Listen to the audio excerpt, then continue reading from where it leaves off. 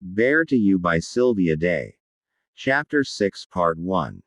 Before watching, don't forget to like, subscribe and share for more interesting free audiobooks. Thank you.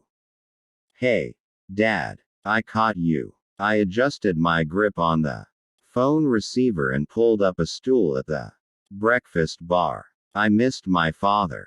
For the last 4 years we'd lived close enough to see each other at least once a week.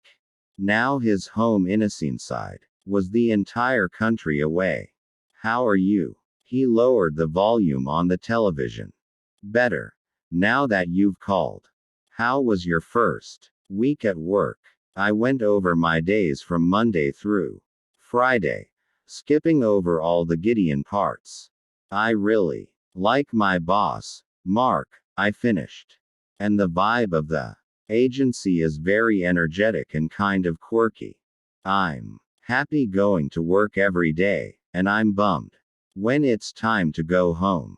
I hope it stays that way. But you need to make sure you have some downtime, too. Go out, be young, have fun, but not too much fun.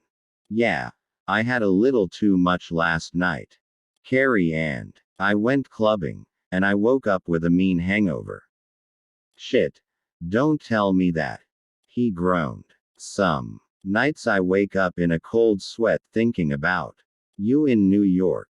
I get through it by telling myself, you're too smart to take chances, thanks to 2 parents who've drilled safety rules into your DNA.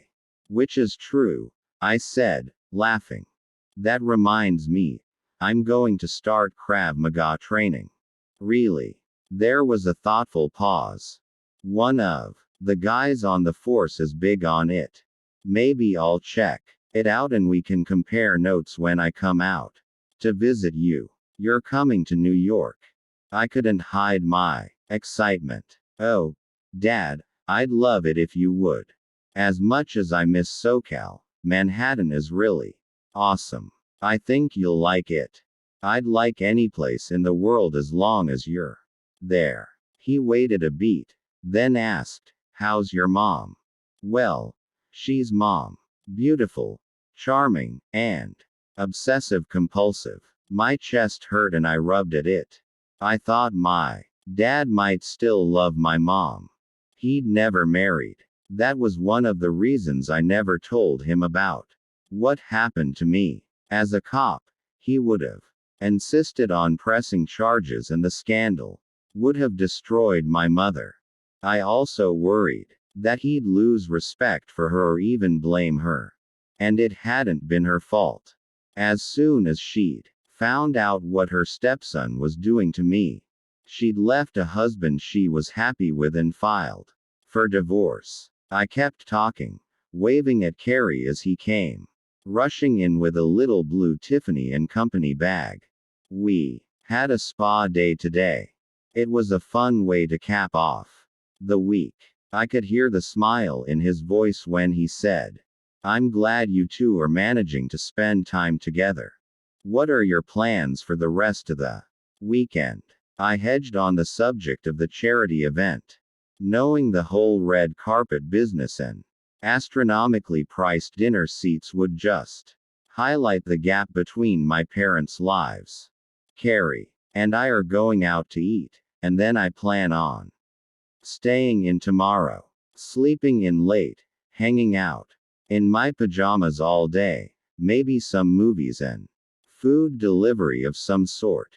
A little vegetating before a new work week kicks off. Sounds like heaven to me. I may copy you when my next day off rolls around. Glancing at the clock, I saw it was creeping past 6. I have to get ready now. Be careful at work. Okay. I worry about you, too. Will do.